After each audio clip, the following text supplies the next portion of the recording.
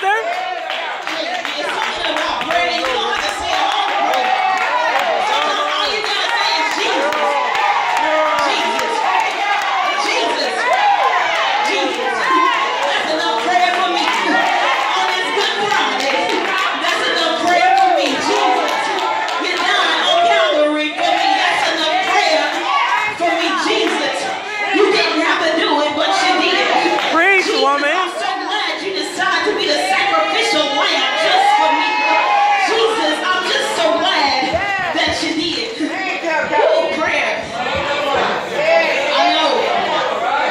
Preach, sister.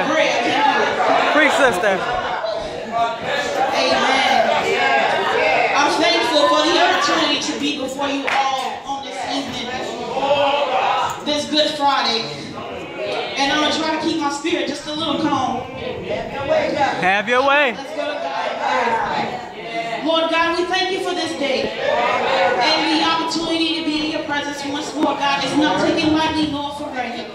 Now, God, I ask that you decrease me even the more, Father God. Yes, Lord. And that you may increase in me, God. Fill me up, God, until I overflow, God. Yes, so yes, yes. Saturate this place, God. Break chains and destroy yokes.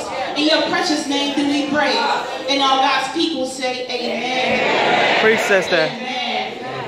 I have the pleasure of the second saying on this evening, coming from Luke chapter 23. And I'm going to read into your hearing verses 40 through 43 from the New King James Version. But the other, answering, rebuked him, saying, do you not even fear God, seeing you are under the same condemnation? And we indeed justly, for we receive the due reward of our deeds. But this man has done nothing wrong. Then he said to Jesus, Lord, remember me when you come into your kingdom. And Jesus said to him, assuredly, I say to you, today you will be with me in paradise. That's good. I want to talk on the subject for just a few moments. Salvation through the cross. That's good. Salvation through the cross. This man, this liar, this thief, he was a cheater and outcast. He was the epitome of what it meant to operate opposite of the law. He lived for himself, and he accepted the death sentence he had brought upon himself. He was deserving of death. But see, just like this man, we too have been a liar, a cheater, a drunkard, a thief, a fornicator, proud, and boastful in our ways, and at sometimes carry ourselves in a manner contrary to the word of God. That's good. And we should have all found ourselves at some point asking God for forgiveness. Which brings me to my first point. The first thing that we must do to have salvation through the cross is acknowledge who we are.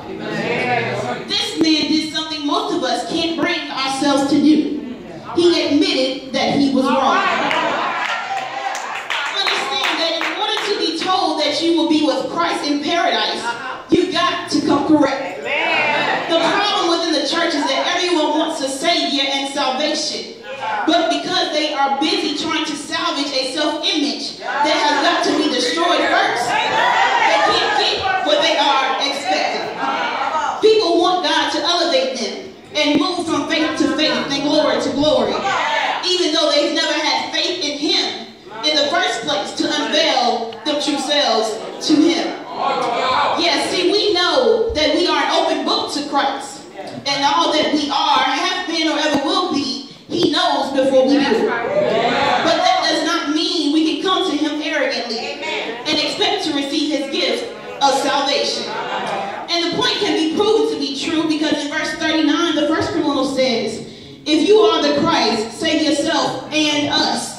So he wanted to be saved, but he came incorrect to God, failing to acknowledge that he was the reason that God was on the cross. I am the reason that he had to be the sacrificial lamb. It was because of me and my inability to conquer my iniquities and walk in obedience as he instructed me time and time again that he had to come to save all mankind. But the second acknowledged his wrongs and his desire to no longer be where he was. So after we acknowledge who we are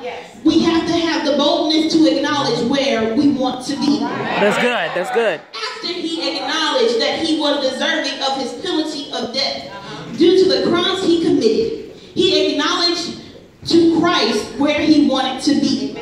His perspective shifted from himself to Christ and his glory.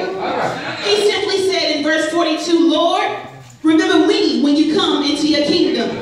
This man was no saint.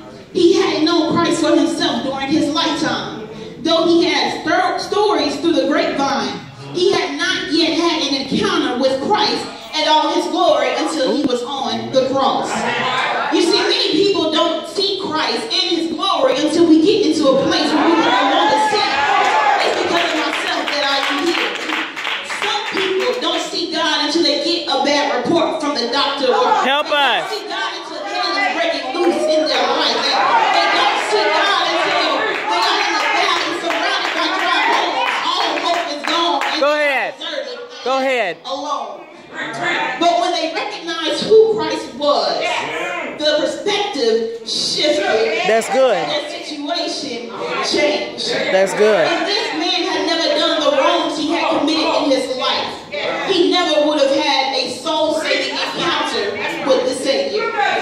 Sometimes it takes the acknowledgement of our worst so that he can replace it with his best. That's good.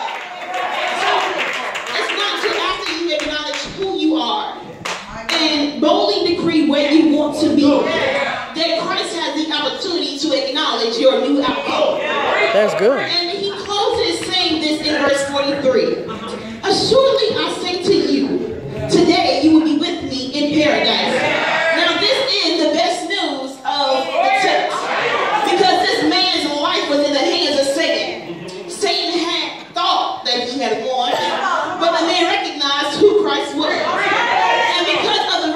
He gave the Father through the acknowledgement of Christ. He was granted salvation and a promise that he would enter into the kingdom of God. You see, you should be glad on tonight because you don't have to be saved your whole life. And you don't have to be in church every Sunday and be on every committee. That's good. Teach us. No, see, all you have to do is confess who you are and what you have done. Understanding that you can go anywhere, you have to acknowledge where you are. Tell him where you want to be, which is with him, engulfed in his glory. And he will acknowledge the place he has prepared for you. And it is by his grace upon the cross and your faith in his finished work that salvation of the Lord is yours. Amen. Amen. Preach.